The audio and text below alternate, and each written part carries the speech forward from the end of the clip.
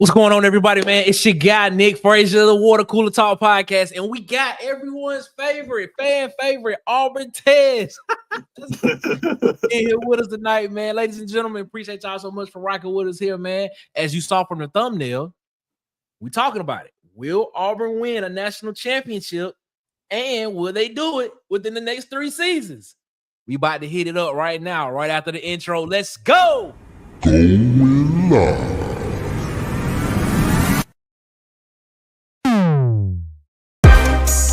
With the coolest podcast. The Water Cooler Talk Podcast. The coolest podcast. In your ear. Ladies and gentlemen, man, we appreciate y'all so much for rocking with us here around the water cooler, man. As always, man, we are here every Monday, Tuesday, Wednesday, Thursday, and Friday, 7 p.m. Central, 8 p.m. Eastern. Here, man. We appreciate y'all so much for rocking with us here around the water cooler, man. As always, before we get started, man, let's go ahead and let's knock out the homeroom stuff, man. Follow us on Facebook at the Water Cooler Talk Podcast on Facebook, on Instagram and TikTok. Don't know how much longer we got with TikTok. We'll see what happens. Follow us there at the Water Cooler Talk on TikTok and Instagram. On Twitter, follow us on Twitter at CoolestPod23. And of course, subscribe, like, share, and hit the notification bell button here on YouTube. So you know when we post videos, when we go live, when we put up our post on the day, because we normally put up a poll every day on YouTube, man. And we appreciate everybody that participates in that as well, man. So we thank y'all so much for rocking with us here around the water cooler. Tez, how you feeling like, man? How you feeling? Feeling pretty good, man. How about yourself? Man, I'm doing great, man. Doing great. Cannot complain about nothing, man. Everything's going well my way, man. As long as I'm breathing and above ground, I'm good. I'm good. Facts. That's it, man. That's it. Man, so we here, man. Let's go ahead and let's get into it. Let's not keep it waiting, man. We may have some more people jump in with us tonight. We'll see what happens, but we're gonna get it started.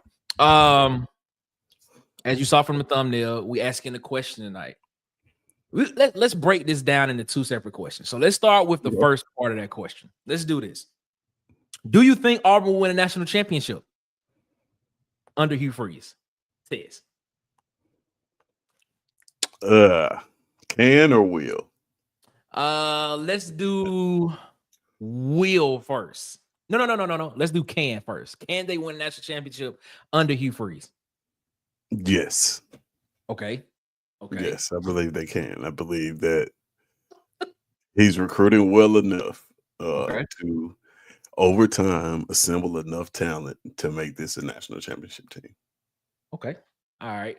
He's assembled enough. Now, will they win a national championship with Hugh Freeze, with Coach Hugh Freeze at the helm?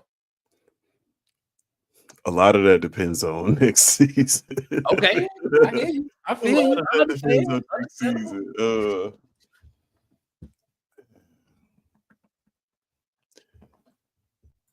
I don't know, man. I don't know if they will win one on it. I want to say yes. That would be the perfect answer. But realistically, if he doesn't get in his own way, I think he will have an opportunity to win a national championship at Auburn. And part of the reason I'm apprehensive just to say that is because I think that national championships are a lot more difficult to win now. Okay. And if we look up, and let's just say we look up down the road, Hugh Freeze is a coach who's been to 4 Final Fours. Okay. Right. Is he looked at as a satisfactory coach then? Because the game has kind of changed from just national championship or bust now. You can now put playoff trips and how far you went in the playoffs on your resume as a coach. Okay. That was a long way to say I don't know. No, I understand. No, that brings up a good point, because let me answer the question first, and I'm gonna get back to that. Can Auburn win a national championship with Coach Hugh Freeze at the helm? Yes, they can. Definitely, they can. Will Auburn win a national championship with Coach Hugh Freeze as the head coach? Yes, they will. They will do it. And I said this before. I said before we went to the 12-team playoff, I said that at Auburn, do you think any coach that's hired at Auburn should not have Auburn be a perennial team in the college football playoff? Like, let's just sit here and say, do you think if Auburn hired Lane Kiffin, do you think if Auburn would have hired Lincoln Riley, do you think if Auburn would have hired let's just name go Charlie Weiss Jr., do you think if Auburn would have hired Kendall Browse, like if they would have hired him as the head coach, do you not think that Auburn at some point in time would have been a perennial team in the playoff every single year going forward? Let's take these past 2 seasons that Coach Hugh Freeze has had. Let's just say we had this was the starting point. You can blame it on the previous regime of not having the roster, not having the players there. We can blame it on that. It is what it is. Right. Now you got your guys. Now, are we saying now that you have recruiting somewhat under control, you are positioned to have a 2026 class who potentially, like you said, based on this season, could be a top 3 class at the end of the season, depending on how this season goes? Do you not think with that type of recruiting going on and showing that type of fortitude and that type of prowess in recruiting that Auburn perennially can be a playoff team every year going forward? Do you not do you agree with that statement, or do you disagree? I think they could if that type of recruiting continues. Okay. All right. That's why I said a lot of it hinges on next season and how it goes. I just feel like I guess the question I ask is, if Hugh Freeze is not here, if he leaves, does this level of recruiting continue? That's a good question as well, too. Somewhere near this level? Has this become like a destination spot within the college football landscape to the degree of like the other blue bloods in college football? Or do we have to win? Because, so that's why I'm like, if the recruiting continues, then absolutely. But will it? I don't know. Okay. So you're questioning whether this recruiting streak can continue on a long-term basis. Is that what I'm hearing? Right. Without the results on the field. Oh, okay. In that question, no, I don't think it can. Right. I don't think it can. I'm just gonna be honest with you. I don't think that is I don't think it's possible. I don't think it's possible for like with the way to recruit. Like, okay, it's so much. There's so much you can do to sell the future. At some point in time, that future has to be now. You know what I'm saying? So that's where I feel. That's where I feel that. So, does Auburn have a top 3 recruiting class next year? Only if Auburn wins this year, and what that number is, 8-9 games.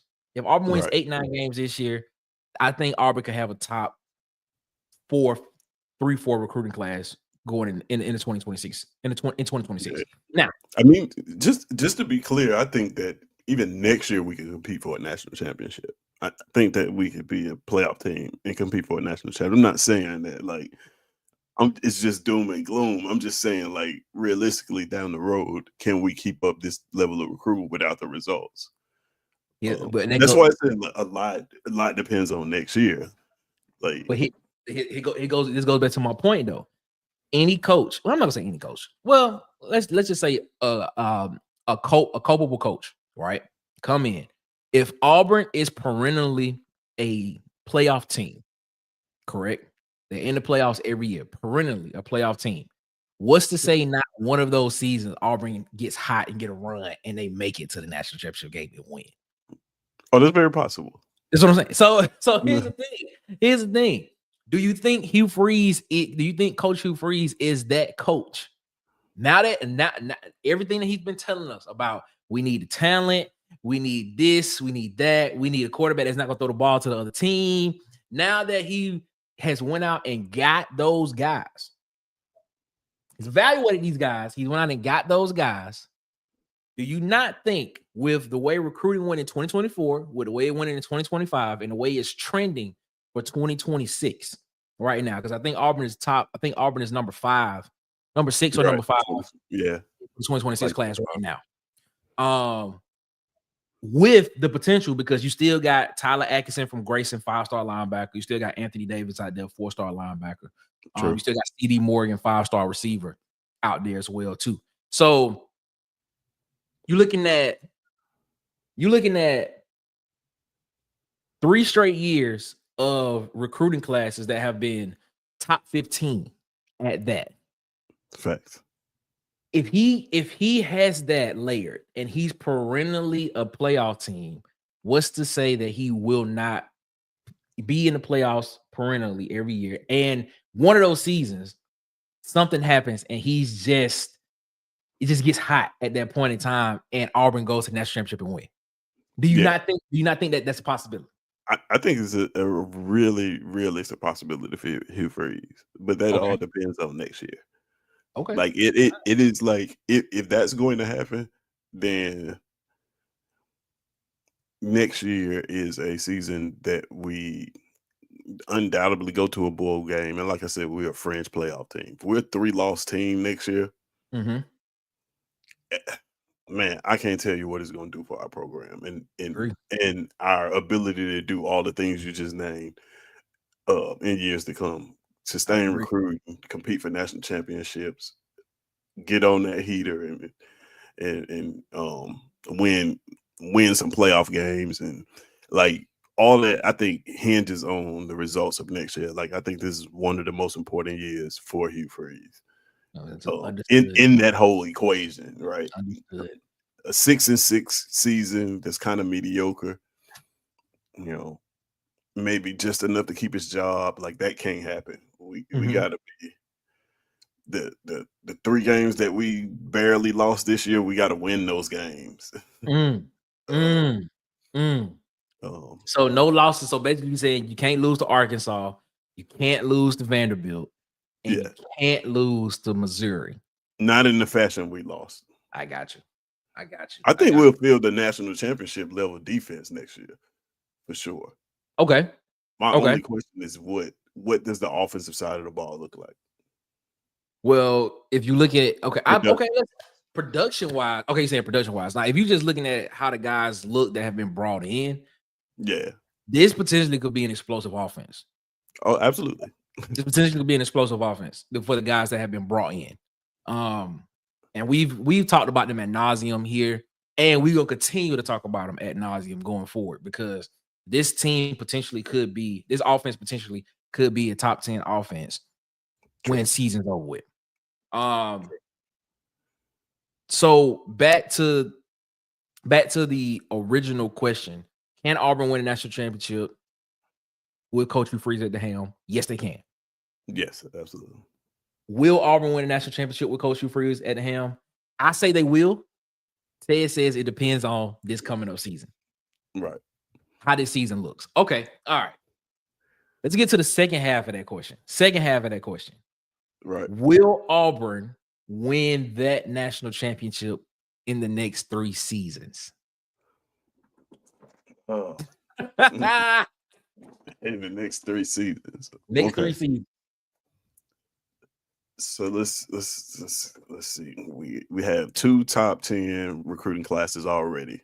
On the verge of 3. So we're talking about after next year. So we're talking about, when you say next 3 seasons, we mean 2026, by 2028 is what you're saying. Okay. So let's say, like, do you want to count the 2025 season? I don't know. Yeah, that's what I'm asking. Yeah, okay. Let's count the 2025 season. So 2025, 2026, 2027. Okay. Well, you know what? I don't know. I don't know if it's fair to count 2025. Do you think it's fair to count 2025? Because I don't think anybody's expecting Auburn to potentially Well, except for maybe me and a couple other people, expecting Auburn to potentially be a playoff team this year. So we saying by 2028. 2028. Let's do that. By 2028, does Auburn win a national championship? Okay. So we got 2 recruiting classes out of the way. Top 5. Potentially adding another top 5 class in 2025. This class could possibly be top 3. Right. A team with 3, a Hugh Freeze team with 3 top 5 recruiting classes under his belt. Add on what he's able to do in the portal.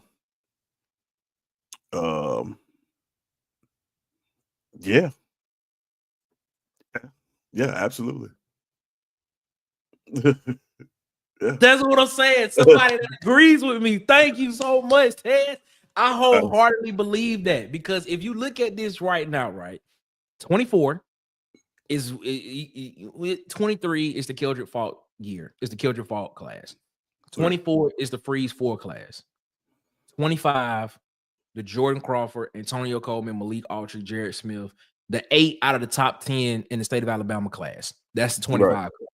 26 class, you're looking at potentially going out, and Auburn already has the number one player, the number legitimate one player. chance to sweep the state again. Exactly. A legitimate chance to go out and get another 7, 8, possibly 9 guys in the state again. And you have the number one player in the country who's visiting Auburn. Right. He's an offensive tackle. Then you have Tyler Atkinson, who's, if I'm not mistaken, a top 10 guy in the country from Grayson. Not to mention his teammate, Anthony Davis from Grayson, who's a 4-star, who potentially could earn his 5th star. So that's 2 5-star linebackers right there. Those potentially top 50 guys. Which is kind of crazy how it lines up, because the 2026 class is loaded with linebackers, and we are deficient at linebacker right now. We talked about this last night, man. We talked about this. It's crazy how last night. We talked about this last night about the linebacker class, and when you see who Auburn is targeting at linebacker in the 2026 class, they already have Shadarius Tootle in the class, 4-star from Cottage Hill, him in Mobile. True. Jermichael Garrett, 4-star from Gulf Shores. Tyler Atkinson and Anthony Davis, the teammates from Grayson out of Georgia. Jordan Campbell, the 4-star out of Florida, who has a connection with Rock Bellantoni. And then Adam, man, I don't know how to pronounce that middle part of his name. Balogun Ali. If I know I messed his name up, please forgive me. But he's a 4-star out of Florida as well. So those are that's 2 guys that's committed in the class, and Tootle and Garrett, and then 4 other guys that they potentially are looking at trying to bring into the class, which I don't think they're going to get all 4, but they more likely get 2 out of those 4. Well, even if they don't get all 4 of them, I think they still find other linebackers, because if we've seen his strategies, which is why I like him as a recruiter. He came in, we didn't have offensive linemen. We recruited like 10. In the first. We know what he did in receiver the next year when he didn't have that. Look how he's aggressively going at the quarterback right now. So I have all reason to believe that 2026 class, while it's 4 now, I believe we walk away with 4 linebackers in that class. Wow. May not be 4 on that list, but 4. Like he's going to, if history repeats itself, he's going to stack that room so he doesn't have to worry about it. He can move to something else. It's very true. I mean, and this is the class to do it too. Like if you think about the linebackers that are in this class, that makes sense. You got a lot of top tier guys in this class. You got, I mean, if you think about the class, okay, so you had Riddick, you got Riddick and Woodyer and Barber, who are scholarship now. Coming in, you have Bryce Dees, Elijah Melendez, and it's one more guy that I'm missing that'll be coming into this class as well. JJ Falk, Caleb Falk, he'll be coming in as a linebacker. So that's 7 scholarship guys. You add 4 more guys, that's 11 guys in that room. Yeah. And then 11 guys. Like Auburn Dad said, they'll probably add 1 in the spring window. In the spring as well. So that's dope. Let's take a look at the chat, man. Shout out to everybody in the chat. Auburn Dad said, "What's going on? War Eagle to you, man. War Eagle, Auburn Dad. Appreciate you being here with us all day. I mean, not all day, but every day with us, man. Chris Causey, what's up? What's up, Chris? Man, he said, "What's up, Auburn Dad? War Eagle to everybody. What's going on? What's going on, Chris? Man, appreciate you so much, man. Hope everything is going well." Auburn said, "By the way, answer is we better be in the playoffs." And being to talk about making it to the ship. I feel you right there. I feel you right there, Auburn Dad. I'm telling you, man, we almost there. I potentially think we could be a playoff team next year. I think Auburn could be a playoff team next year. That's why I think Jackson Arnold will be a Heisman finalist. That's just me, though. A lot of people may not agree with that, but it is according to the poll that we put out. Everybody, I think it was like 70-some% of people said no. I was like, man, that's messed up. Interesting. Tez gets a break from the Borna pod. Man, shout out to sharpshooters, man. Shout out to sharpshooters, man. Hallbone, what's up, my guy? Auburn Dad for life. What's up, man? We're still praying for everything going on with Hallbone and his family, man. I hope everything is going as well as it can, man. We appreciate it. Tez Doolittle. Shout out to Robert Smith. Tez Doolittle. Are you talking about Tez Doolittle? If I'm correct, is that Tez Doolittle, the dude from Opelika? He was either a running back or fullback that committed to Auburn from Opelika. I think so. If that's him, I think that's what it is. Okay, if that's who you're talking about, I think that's what it is. Can't continue without wins. That's facts. That is very true. That is very true. I think there's a comment coming up. And I'm gonna wait till that comment come up before I explain it. Before I expound on that, Tez, unfortunately, we are not a premier destination with a good recruiting, coaching staff. Wow. Wow. Okay. Wait. Hold on. Let me start that because I want to come back. I want to come back to that. That's interesting. It is. That's interesting. I want to come back to that because I thought of a question when you said that, and we still need it, but the numbers have dropped some. They said we wouldn't ever get remission again, but I believe she will. Hey. We praying for your wife, man. I hope everything is going well. We always thinking of you. Hope everything is well. Anything we can do to help, just let us know. Robert Smith. But it might not matter if the money is right. And I go to a 6-6 team for $1 million more a year. Ooh. Ooh. Okay. Wow. The money play. All right. If we won 8-9 last year, we could have had a top 3 class. You got to win with eventually. Yeah, I agree. If Auburn would have won last year, Auburn probably would have been a top 5 class this past season. Probably, top 3. He right, top 3. Probably could have been. Hope so, Hardbone. Yes, sir. Still praying for your wife there, man. C Hall, I got War Eagle fam. This year is 9. 9 would do it. As far as keeping the classes top notch, playoffs until a national. Hey, I'm with you right there, C Hall. I got C Hall be in the chat with me. He gonna be up there. I think it was Auburn Dad was gonna be on the grill. C Hall gonna be. C Hall, what were you gonna be doing, C Hall? You got to tell me what you was gonna do. We forgot. We got to figure out what you're gonna be doing. Yes, sir. Shout out to Hardbone, man. Auburn Dad, 1 or 2 of those 9 wins needs to be Bama or UGA. Streets got to end. Agree, man. It would be nice if both of them would. That'd be amazing. That'd be amazing, bro. That'd be amazing. That would bring us back shades of 2017. That's what it will bring us back. D would be down a little this year. Too many good proven linebackers have graduated out. But here is what I would say this, Robert. The defensive line as a whole has upgraded, especially with the talent coming in as freshmen, who we all think can come in and play early. And the secondary room will more than likely be a strength of this team as well. We talked about it last night as well.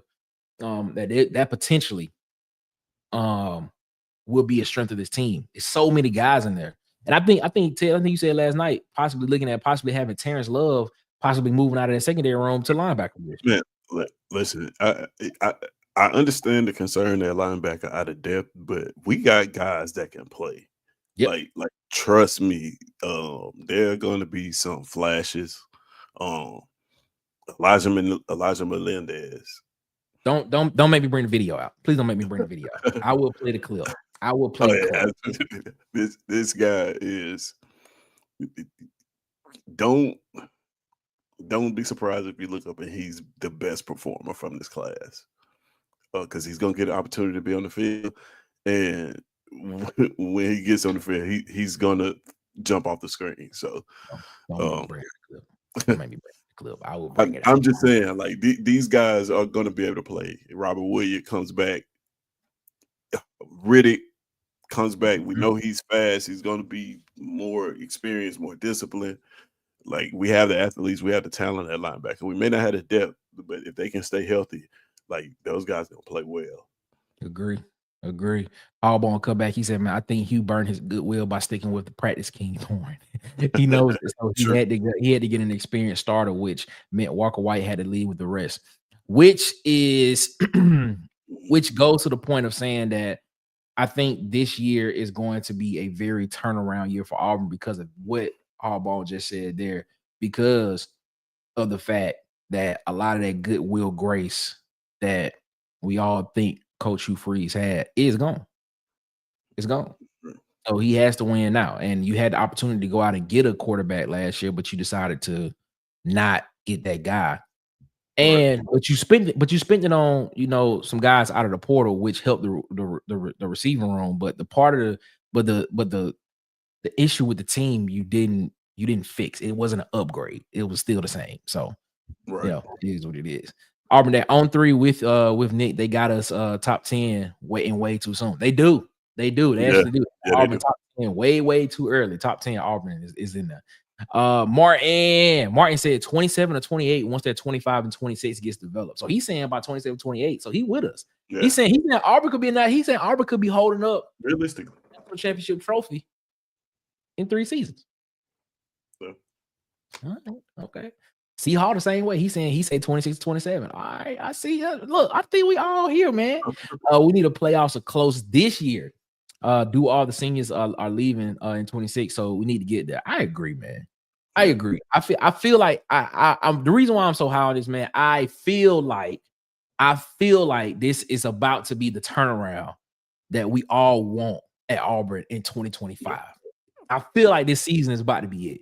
It's about to be a lot of smiling and a lot of happy feelings on the planes going forward, bro. Hey, honestly, the way I feel about this season that just passed is it's just like it was a series of bad events. Like everything that could go wrong went wrong when it could go wrong. Like I am betting that can't happen again.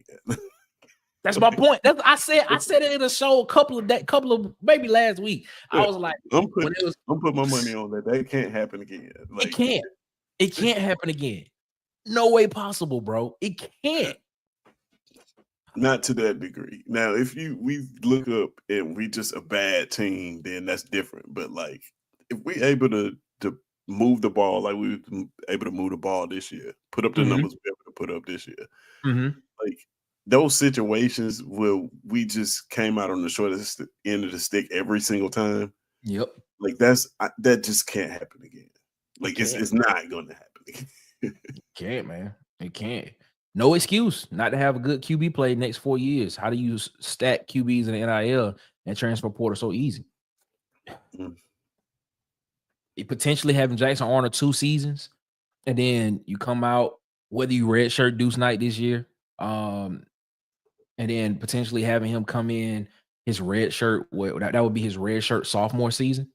Right. If Jackson Arnold plays 2 years, red shirt sophomore season with that year plus 2 more years. Come on, man. Come on, man. Then in the number 1 quarterback in the country. Derek Curtis on this list. Yeah. In the top 6.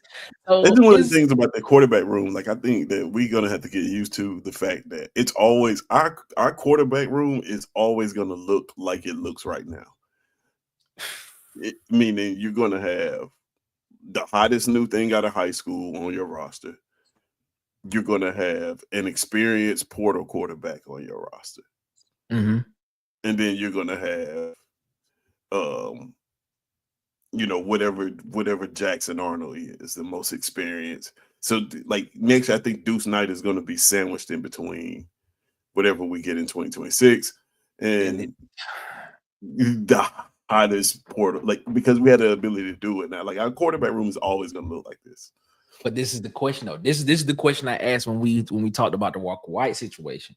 I said, do we need to go out and get a quarterback in every single class though? That's the thing, and because like Walker White said in his interview over on Locked On Baylor with Cam Stewart, he said that when he had the conversation, when him and his dad had the conversation with Coach Hugh Freeze, it was told to him that if he was not the guy by year 2, that he would probably never be the guy at Auburn unless barring injury or something other situation, circumstance happening.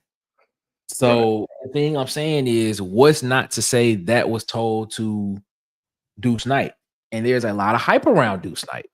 There's a lot of hype around him.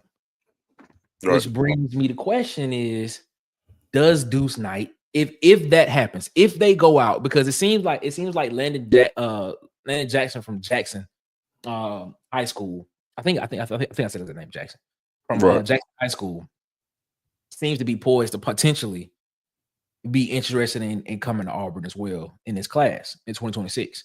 Not to mention you have Jared Curtis, number 1 quarterback in the country, potentially has Auburn in his top 6. Right. And Auburn's very high on Jared Curtis, very high. Like they really like Jared Curtis. What's to say they're not telling him the same thing? So what? So what are we gonna do with Deuce Knight at that point? Are we gonna have competition, or are we still setting up Deuce Knight to be the guy by year 2 or 3? Like I don't know what was said to him, but I'm just saying, like, what do we do at that particular point in time? I think that this is the pitch to quarterbacks. I think you do this until you find the guy. Until somebody by year 2 is the guy. It's kind of like I know it when I see it. If you had the ability to recruit all this talent, and you're looking for somebody to step up and be that guy, man, you just sell that pitch to all of them. Hey, by year 2, if you're honest with them, by year 2, year 3, man, if you hadn't gotten it by then you probably it's not gonna happen for you, barring injury or something like that. You're playing for a backup role at that point. Wow. Which brings us to the comment that Auburn Dad put up earlier. He said, "Tiz, unfortunately, we are not a premier destination with a good recruiting coaching staff." Do you agree with that? Like that? Like wait. So here's why I am with this statement. I sort of see I see where Auburn Dad is coming from with this statement. I understand where he's coming from with it. From in recent memory, Auburn hasn't been that dominant on the football field in wins or anything of that nature. But if you look at it historically, Auburn is a top 15 program historically. I mean, you're the 13th winningest program in college football. You put guys in the league, but you have guys that have longevity in the league. So we can say Jamel Dean, we can say Carlton Davis, we can say Montravius Adams, we can say Derek Brown, we can say these guys. Now, until recently, and let's just say recently, let's say 2013, 2014, the school up north really started putting guys in the league for real. Well, they've been putting guys in the league, but it's been like the spotlight has been on it. Yeah, I got you. You know what I'm saying? You see what I'm saying? The spotlight has been on them because of the success that Alabama has had. But Auburn has been putting guys in the league. Yeah. Sal Cannella played in the league. You know what I'm saying? Yeah. Greg Robinson was a first-round pick in the NFL. I mean, not a first-round pick, but he was a first-round draft pick in the NFL draft. So I see where Auburn Dad is coming from with this statement, but you don't think Auburn is a premier destination? I don't think that we have been a premier destination at certain positions. Okay. Historically. But I think that we are a premier destination now. Like right now. Mm-hmm. And from henceforth on, I think Auburn is a premier destination in college football. It has a lot more to do with like the city of Auburn itself. Okay, yeah, because it is growing. It is Yeah, growing. than just like the football team, like the facilities. There's a reason why, like everybody believes that all you have to do is get these kids on campus and they're going to recruit. Mhm. Yep, very true. Like that is the Very true. belief in the building. You get these kids to come to Auburn. You get their parents Yep. to come to Mhm. this school and experience this city and what they have to offer in this environment, and we stand a good chance. And I think that is more than ever alive when it comes to Auburn. The word gets out. This is how recruiting classes work. The word gets out. Hey, you got to come down here and see this. They got a new facility. They're Mhm. moving forward. They got the Nike deal coming. Mhm. Like it all that momentum, man, like makes us a destination school. This is how you're able to recruit. This is how you're able to be in the top 5, top 10 with a losing record, right? This is how you're able to do this because what the product that you're selling is significantly better than some places. Like I've been to a lot of college towns. Auburn Mhm. is almost as good as it gets. And if you're in Auburn, if that's the only college town that you kind of really experience for real, you kind of take it for granted. Yeah, you Yep. go a lot of places like this is a you'll understand why, like I said, the belief is we just get them on campus and then it is what it is. So like for that reason, I think that yeah, it's a premier destination. We get the right mix of coaching, couple wins a game, couple games, good seasons. Man, we can the sky's the limit. That's the sky's the limit. I agree with you there, man. I agree. Which all of that goes into the initial question of the show. Will Auburn win a national champion? Will Auburn win a national championship within the next 3 seasons?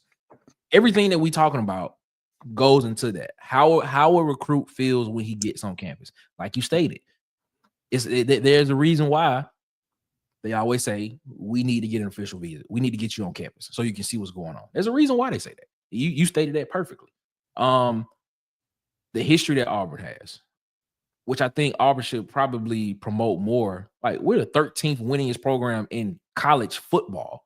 Like, what are you Right. talking about? Like, I mean, how many teams are there in college football? Like, come on, bro. Like, we number 13. We top 15. Right. We top 15. That's what we should be. We are top 15. Like there's a lot of things that go into this of us saying why Auburn should be a premier destination. Hold up, ladies and gentlemen. The man, the myth, the legend himself. He just got off of one of the biggest interviews that he's ever gonna do. Hopefully, you'll see that soon. Ladies and gentlemen, for Auburn Addicts, DC Wolf is in the building. What's up, DC? What's up, my man? DC. What's up, Tez? What's up, What's the man? deal, man? These my folk right here, man. These are the people right here, man. What's up, DC man? in the building. DC, What's going I on, man? don't know. All right. DC just got off one of the biggest interviews. Will that be coming soon, DC? Oh yeah, man. It's gonna be coming next week, man. We're gonna drop it next week, man. Got on Blaine Crane from Crane and Company, man. Chopped it up, man. It's man, What's up, man? dude. We did, and I ain't gonna distract the show like I normally do, but we did stock up, stock down like we did last week, Nick. On the show, Tez. I promise you, when you hear his stock up and stock down, you're gonna be like, what? Really? It's shocking. Yeah, it's shocking, man. He was throwing me curveballs, bro. For real. I mean, it was very thoughtful. I mean, it was good, man. Like I say, I like different angles, man. So it was awesome, man, just to hear the different angles. But some of the stuff we were talking that we agreed on, he was like, nah, I don't. This is gonna be good. All right, DC, I gotta ask you a question, man. Let's go. I gotta ask you the question. So me and Tez have given our answers, but we want to hear your answers first before we do it. All right, you ready? I'm ready. 2-part question. Okay. Does Hugh Freeze win a championship? Does Auburn win a championship with Hugh Freeze at Auburn? Yes. All right. Second part of that. Does Auburn win the championship with Hugh Freeze at Auburn in the next 3 years? Yes. Yes, I think so. Why do you feel that way, DC? Man, the foundation, man. I'm looking at it now. I'm looking at the foundation, man. It starts, man, with the trenches, the line of scrimmage. Hugh Freeze is really, that's his focus, man. Look at the defensive players we brought in this cycle, man. And you always talk about your boy, man, Jordan Crawford. What's his name? Is it the defensive lineman? Amaris, and then we got the guys like Amaris and Waller from last time. Man, they are solidifying the trenches, man. You know what I'm saying? And then on the offense, I was kind of thinking, I was like, man, they need to step it up on the offensive line. But they are slowly. It's not coming along as fast as the other positions, but they do have a DeAndre Carter, which is a blue chipper. Then they then brought in another tight end. Offensive tackle, Broderick Scholl, who's they were saying is a fringe 5-star tackle. And we all agree this dude got tremendous feet. So True. The line of scrimmage, man, I like what he's doing in the skill positions, phenomenal. But I told Tight from Tight Sports, when I look at football and then I look at recruiting, man, I look at the line of scrimmage with these recruiting classes. Dude, you can have all these linebackers and wide receivers. You can have all that you want. Bro, if those trenches are not right, that other stuff is not going to operate. So you can have excellent trenches, but mid everything else, bro, and look good. You know what I'm saying? You can have excellent trenches, and then you can have DBs that might not be so good, but those trenches will make that back end look superior. So that with Hugh Freeze, man, they are putting the work in with the trenches. You know what I'm saying? That's why I think if they stack another class of defensive linemen and edges with the ones they have, man, it's gonna be a nightmare in Auburn, man. I don't know if they're gonna do that. I think linebacker is gonna be more. I think linebacker and wide receiver and potentially offensive line are going to be the areas that Auburn focus on in 2026. Yeah, it's okay. What is the kid we got from Northwestern when they had that scandal at Northwestern, man? What's the guy name? Dylan Cinder. He's the backup center. So he was a 4-star guy. So you got him in the pipe behind that. Then you got Roger Scholl. I tell you this, I don't know if Cinder gonna be the guy. I think KL is gonna be that guy. He might be. But my point is, then you have them getting blue chippers. They're not coming as fast as the other positions, but you're getting them to get blue chippers on the offensive line also, man. So yeah. I think that's about to change though, DC, because it's like I think that this class coming up, this well not class, but this senior class of offensive linemen, this offensive line coming up, I think we see a couple of these guys in the NFL. Yep. And when that happens, now you get the recruits out of high school looking at, because I mean, to your point, like, man, they only make a few people grow to be 6'5", 300 pounds. They you know what I mean? They only make a couple of those guys. So it's not as plentiful as the other positions in terms of just sheer size alone. So yeah, once we start getting on that list of tackles, I always look at the list of tackles. You look at the top 10 tackles out of high school. Is your school on that list? We're not. But I think if we get these kids in the NFL, Xavier Chaplin, he can go. Jeremiah Wright's NFL, like all of them have NFL potential. And we can put those guys in the league. We can start showing up on that list of those top 10 tackles. I got a question. This kind of off topic, but it does kind of deal with Auburn winning the national championship. Okay. With Xavier Miller coming back, do you think Mason Murphy enters the portal in the spring? Ooh, just got him here. You just got Mason Murphy here in the winter portal. No, I think Hugh plays it the way he played it last time. And if if you watch him with Hugh Freeze, what he does, man, is he comes in the spring and he was like, we don't have a depth chart. And he just rotate them in and out. And then he doesn't have a team like a first team or a second team. So when writers went in, they were saying that with Hugh Freeze, you had third teamers playing with first teamers, and it was just a mixed bag. So you really didn't know, like, there was no indication of any depth chart. So I think he goes into spring, which is smart, and you keep it that way through spring, and then you go into fall camp, and then you start the pecking order. But I think that's what he does with everybody, man, with all positions, just kind of like it'll be what do you call it? No depth chart.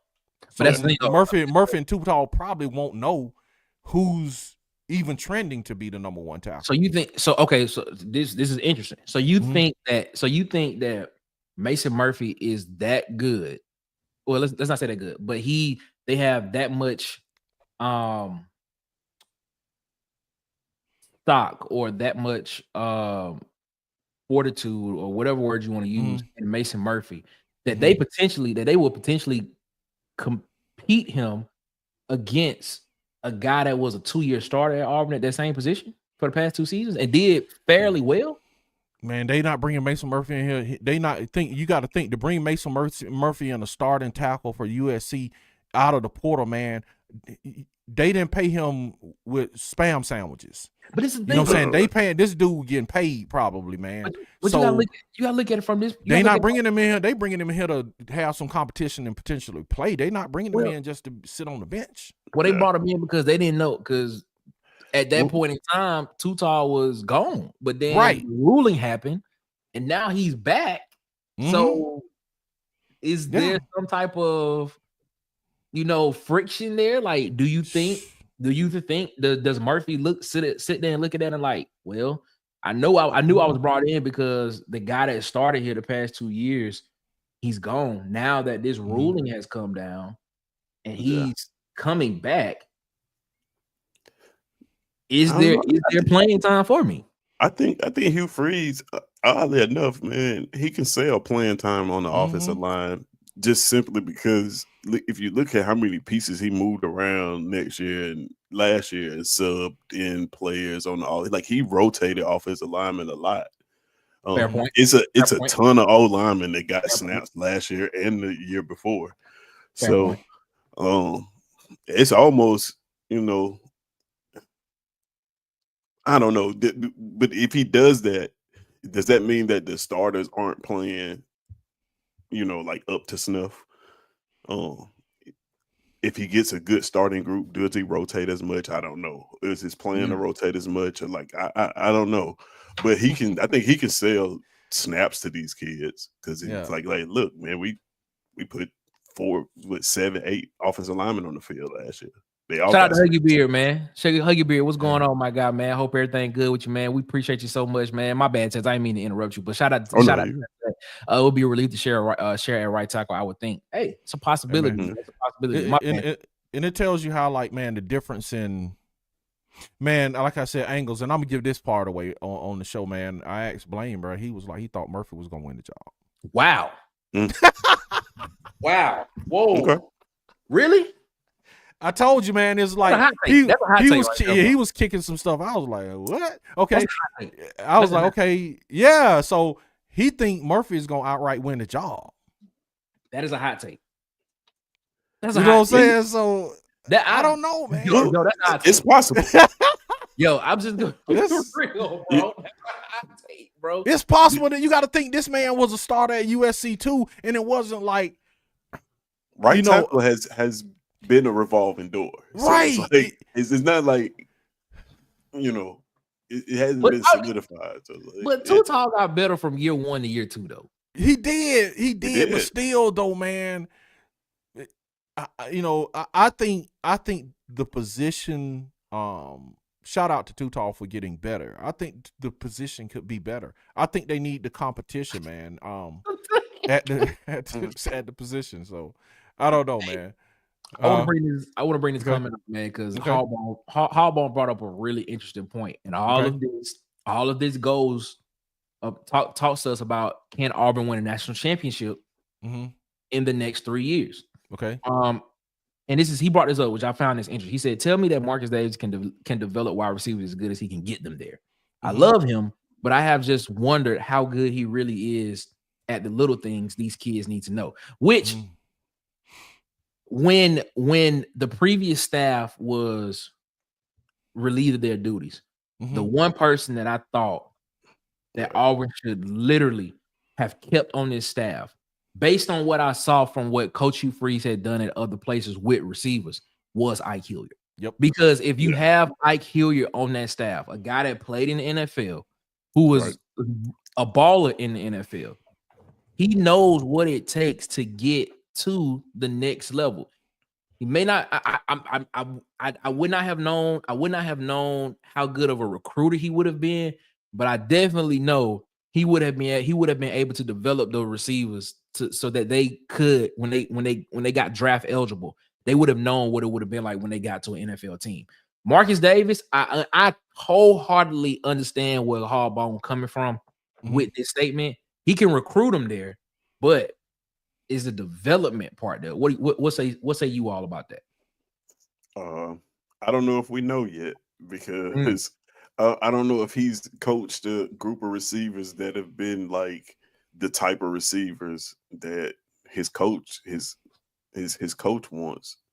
You know what I mean? Like a part of the reason why a lot of the receivers left is because they just didn't fit physically into what he wanted. Cam Coleman came to camp and looked like a giant compared to our receiver room when he first got there. You remember that? Like those pictures, and it's like so. I don't know. They were little. Yeah. So it's like I don't know. He hadn't had. He's only been coaching a little bit, and he hasn't had. I would have to look at players like Caleb Burton. Did they get better? I think he did. What in his tenure there. So yeah, the jury's still out on that. We'll see next year. We'll see this year. Okay, Sure. well, let me ask y'all this: Do y'all give him credit for KLS? Do you get any credit for because KLS almost 1,000-yard receiver, and then Malcolm Simmons did look pretty good. Cam Coleman came on during the year. So does he? That's the question I'll ask you. Does he get credit for KLS? Here's the thing, man. Like I don't give coaches like okay. This is the this may be a take. This may be a take that a lot of people may not agree with. I'm not gonna give coaches credit for developing a guy that's been in college for 3+ years. That's fair. I believe that too. That's fair. I can't do that because I'm trying to pull up Keandre Lambert-Smith numbers before he got to Auburn when he was at Penn State. Was he like a 600 guy? 600? I'm pulling it up right now. And his numbers when he was at Penn State in 2023, he was 673, 4 touchdowns, so almost 700 yards. Now you look at what Auburn's offense looked like the year before he got there. Payne Thorne had 267 attempts. This past season, he was at 317 attempts passing the ball. Now, I'll give them credit for evaluating and saying, Keandre, if we get him in this system, he can ball out. And you saw that because he almost was 1,000-yard receiver, 19 yards away from having 1,000 yards. You see that. So I give them credit for evaluating, but I can't give a coach credit for saying that they developed him to that. Like, what did you do? Like, what did you do to get him almost an extra? He got an extra 200 and what? Yeah, he did 8 yards, 208 some yards. So, like, what did you do to help him do that? Like, or was there just or was there another circumstance around that got him to the point to where he actually, was able to get more opportunities. Now, if Cam Coleman jumps, here's the thing: if a Cam Coleman jumps from 598, which is what he had last year in receiving yards, and 8 touchdowns last year, if he jumps to 1,100, or even if he jumps to 1,000 some yards and he has 12 touchdowns, okay, Marcus Davis, what were you doing? I see what you're doing. What were you working with him over the offseason? But you got a KLS coming in. Like, I'm not. Eric Singleton is a fringe guy, but Eric Singleton was balling at Georgia Tech before he got to Auburn as well. So I don't know how I give them credit for evaluating the guy and saying this guy fits our system and let him come in and do, and we can make it easier for him. But I don't know if I can say developing. Like, what did you do to develop him that much? I don't know. Okay, that's fair. No, that's definitely fair, man. That's definitely fair. It's tough to even measure development from like day one. I look at development as NFL prospects, right? Because that's when you see the nuances of the draft will tell you has a player been developed or not. Because even like in Cam Coleman case, like if he's going to get more attempts, so he's definitely going to put up more yards. I think if you gave him more attempts this year, he would have put up a lot more yards. So like I think that's going to happen. A lot of what I think we think is development is just like the offense got better, right? So Jackson Arnold, if he's better than Peyton Thorne, is going to help that receiver room look a lot better and put up better numbers. So your Jackson Arnold point, I think Jackson Arnold's just going to look better this year overall because he's just going to have more talent around him. That too. It works hand in hand. Consistently. I think he's just going to have more talent around him consistently this year. Because as we all know, I don't think he had any of his receivers with him. That's at one time throughout the season last year. When you say that, it reminds me of it's an article I read. Did you read Bo Wallace's last comments? The one about Hugh Freeze, him talking to Hugh Freeze about changing the offense or something. Yeah, we know what he said before, and then he came back and he kind of said something like he kind of backtracked it. But it was something in there that stuck out. He said he remembers a series specifically where Hugh Freeze called the same play 5 times, but the ball went to 5 different places. Right. When I read that, I was like, yeah, that's what I expect Hugh Freeze, what he wants this offense to be. Like you can see it. So like with the recruiting that they do in the receiver room, like if he has his way and the offense works like that, those numbers are gonna get better.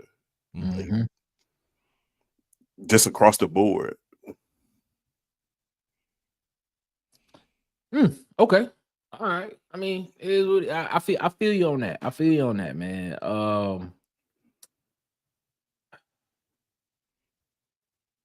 It was something that I was about to say, but it slipped my mind when I saw that comment right there. Cam been making plays like that since high school. But yeah, I mean, he has been. Same thing. Perry Thompson has been making plays like that since high school as well. He played almost every position in high school as well, man. No, not Bo Wallace for president. Yeah, but this Bo Wallace for president. Yeah, Bo Wallace. This is interesting though. He said KLS did say he wished you had started at Auburn. That's an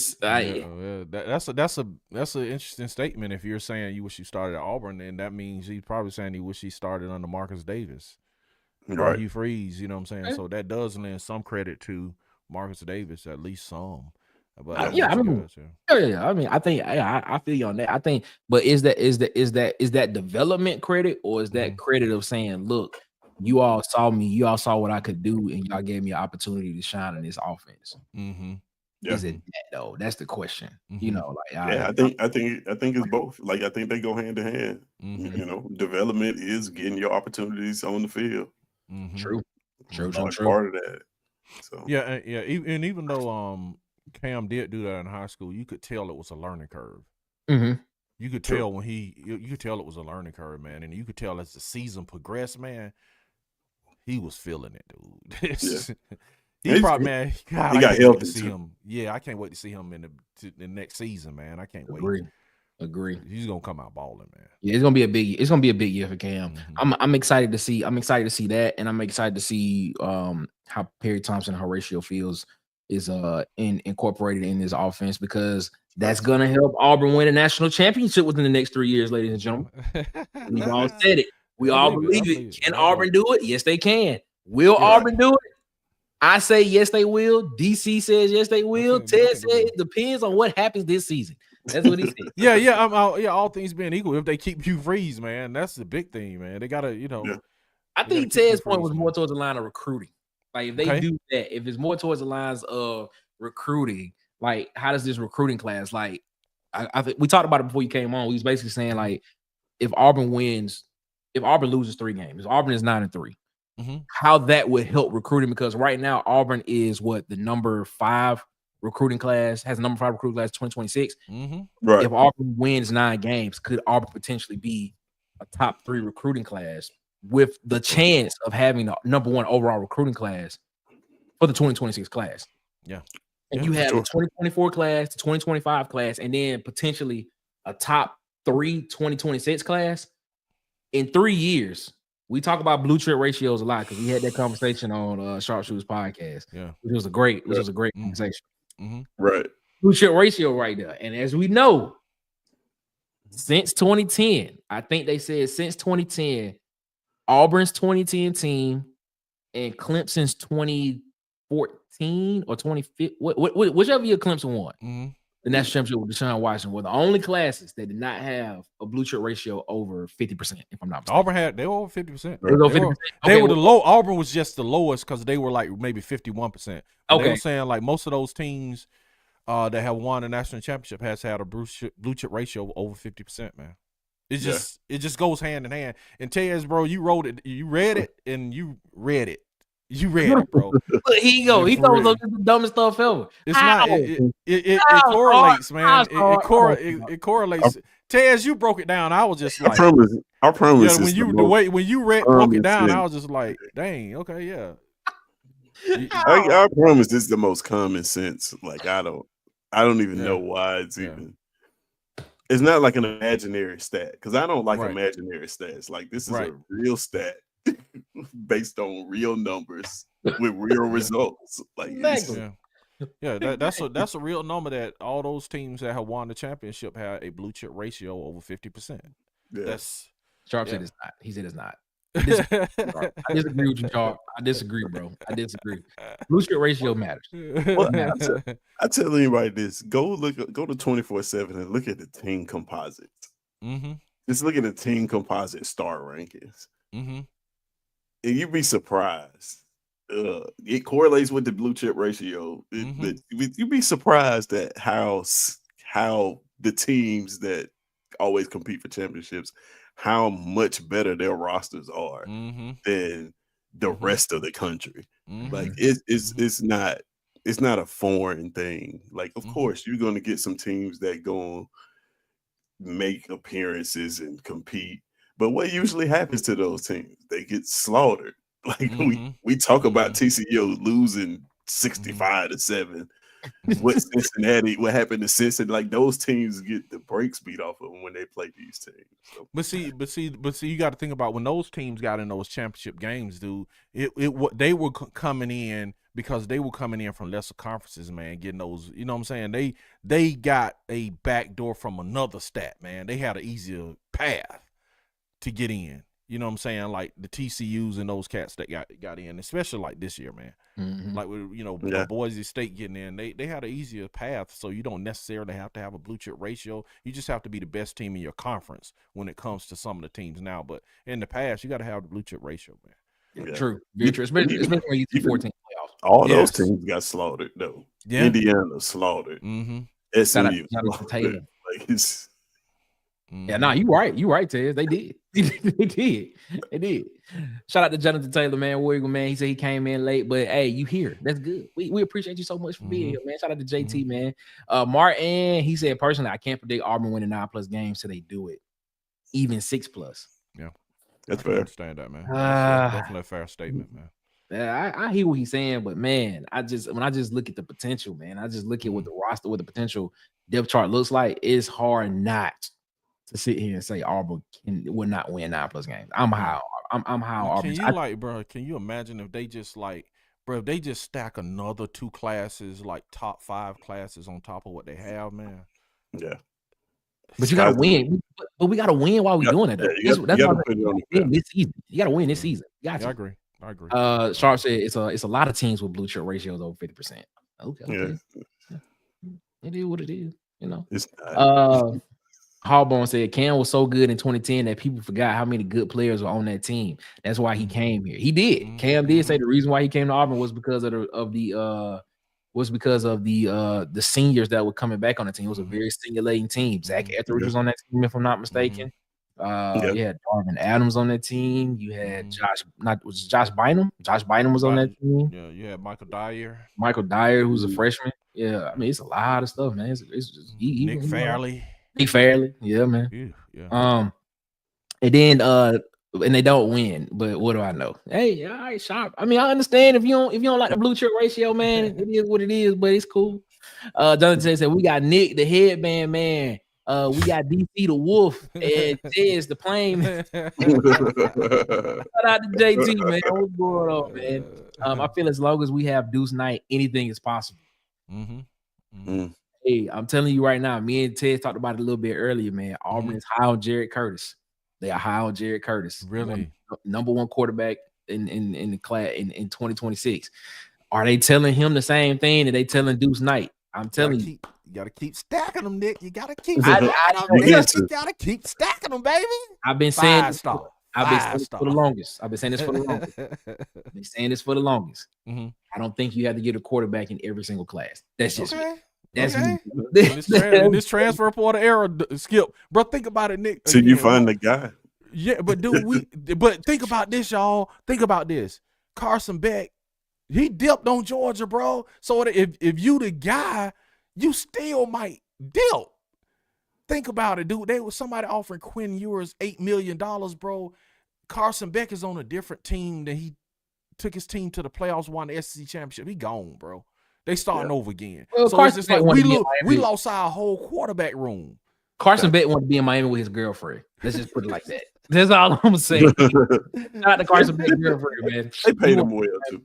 They did. Paid him real well. Very well. Well, Bama also slaughtered against Michigan. Talking about the blue chip ratio. Yeah, that's poor coaching. That exactly. That's what it is. And that's what you know what, man. They tell you talking too sensible. So funny, man. Shout out to Harbaugh. Harbaugh said, "What's the magic number of wins to keep recruiting going?" I think it's 8. I think 8 is the magic number, but I think 8 is the magic number. But 9+ for me, because I think just looking at this team on paper, looking at the team on paper, this team should be a playoff team. This should be. And when I say a playoff team, this team should be a team that hosts a playoff game this coming up. Nice. That would be nice, man. That's if you're looking at it on paper. Like I'm not saying they'll get a bye. I'm saying this should be a team that potentially can contend for a SEC championship this year and potentially host a playoff game in Jordan-Hare Stadium. So I got a question for you then. Go ahead. So you got 9 games, right? So you saying at least 9. Okay. So you saying that a 3-loss SEC team gets in the playoffs next year? Do you think that it's possible? It's possible. Based on what happened this year, I think it's possible you see a 3-loss SEC team get in. Because if you think about it, if Clemson would have lost that game, then if Clemson would have won, lost the game. Shout out to JT, man. Then Alabama almost got in. You know what I'm saying? Alabama almost got in this year.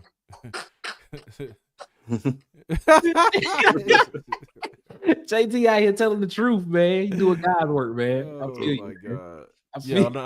Alabama almost got in this year, man. That's what I'm saying. Right. Exactly. JW, man. Shout out to JW, man. He said he telling him the same thing. I think talking about Jared Curtis. If I think you talking about the same part, I think telling Jared Curtis the same thing. Which it just brings back to my point. If you telling him the same thing, how does that? What position does that put Deuce Knight in? Because we all on the Deuce Knight train. Right. That's what I'm saying. We all waiting for this Deuce Knight situation to happen. But you going out here telling Jared, if you going out here telling possibly, and we're not in the rooms when they had these conversations. But if you going out saying the same thing to Jared Curtis that you told Walker White, that you potentially told Deuce Knight, man, this is because if Deuce Knight is the starter, he's telling him, like, if you're not the guy by year 2, we already got the guy. Like, you ain't better than him by year 2. I love it, man, because it fosters that competition, bro. When you got a 5-star coming in on your heels, and then they get another one. I love it, man. I love it. Tell you, man. JW going at sharp, man. He's saying that's false. In that case, a lot of other players hate competition. Hey, man. Hey. an Alabama fan like telling you that talent doesn't matter. It's like those people that tell you money ain't everything. Man, Ooh. and people Like when rich people tell you money ain't everything. Yeah, 'cause you got $1 billion. like, come on, man, you got it. That's what I'm saying. That's what I'm saying. Like, Hey, come on. man, I tell Tyke the same thing every week, man. I was got like, now that y'all 8.5. lost winning, I'm like, now that you lost, winning don't matter. I'm like, Yeah. it only matters when you know what I'm saying, Alabama lose, then it's like, oh, winning don't matter, it ain't everything. Okay. We got 18. When y'all lose recruits, when Alabama lose Telling recruits, me then that it's like talent recruiting don't don't matter now. Like, come on, man.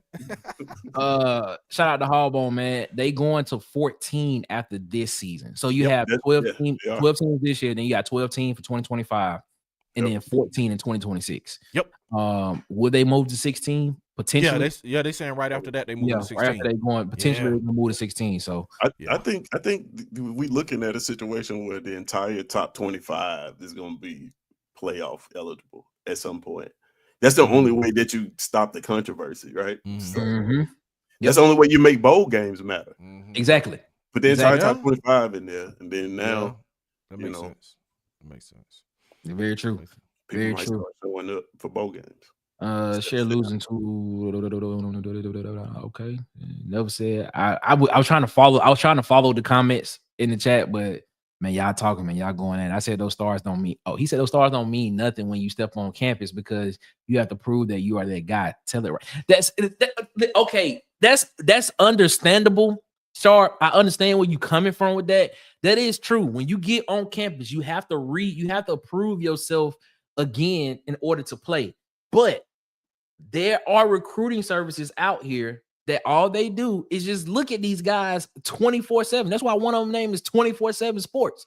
All they do is just look at these guys and they have guys dedicated to us. Hopefully, we get this one point. Water Cool Talk, Arbor Addicts. So hopefully, we'll get that one point where we can do that. And there is a good predictor factor that this guy plays at this particular level based on measurables, based on size, based on speeds, based whatever it is that he's going to perform at this level. Now, recruiting is not an exact science, but it's close. They close to it. But so the difference is when that guy on y'all roster when the guy on a roster like Alabama doesn't pan out, and he decides, he gets on campus and he decides he's not that guy. His backup is another 5-star talent. And if that doesn't pan out, his backup is another 5-star talent. Right? By that time, the rest of us in the country are on walk-ons. You know what I mean? That is the difference. Like, That's agreed. Like I said, as Martin said it right here. Stars mean everything to get on campus. It does. And by the numbers, when you look at the teams, that's the reason why we look at blue chip ratio as a factor. Because when you look at those teams that have won either within the next year or within 2 years, most of those guys are still on that team. Now, before the whole transfer portal, NIL, everything happened, you look at that. When those guys stayed on the team within 1 to 2 years, they won. Clemson is the biggest benefactor of that. If you want to look at anybody, look at Clemson.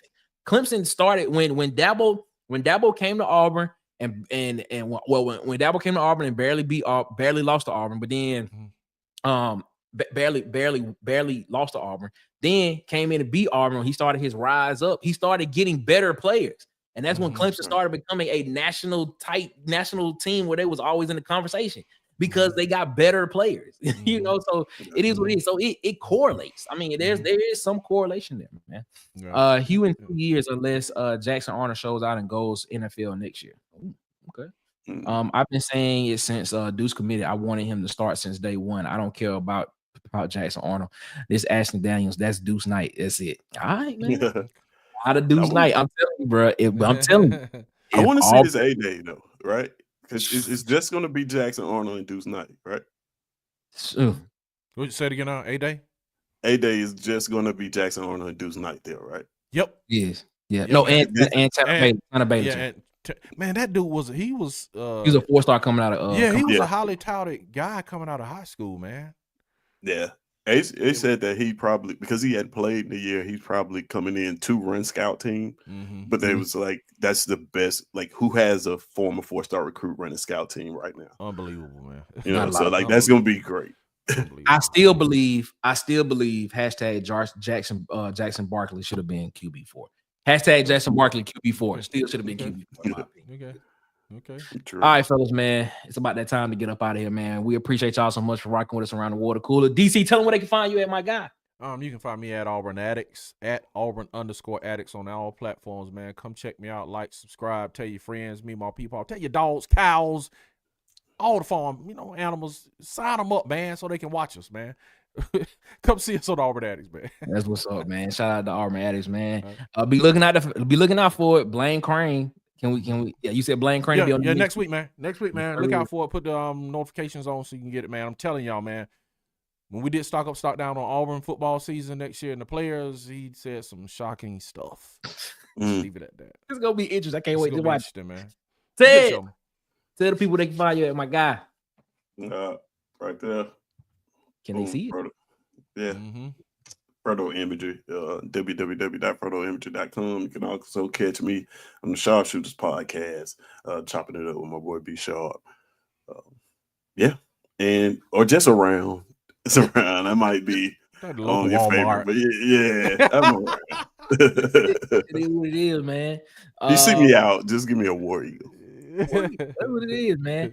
Hey, man, we appreciate y'all so much in the chat, man. Thank y'all so much for rocking with us here, man. Like I said, we here Monday, Tuesday, Wednesday, Thursday, and Friday, 7 p.m. Central, 8 p.m. Eastern.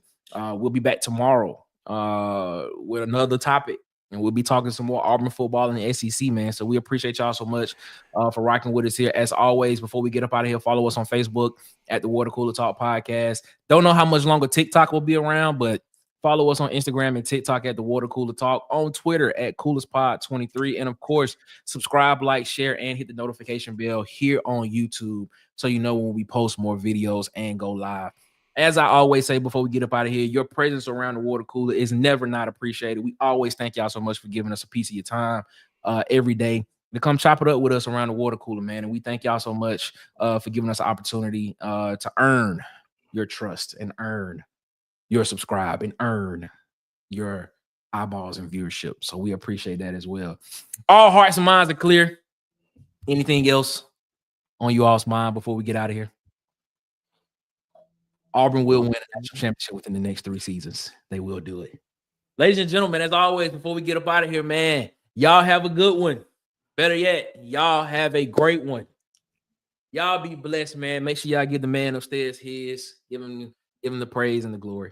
We appreciate y'all so much, man. And as always, we'll see you next time tomorrow, 7 p.m. Central, 8 p.m. Eastern. Y'all be good. Love you.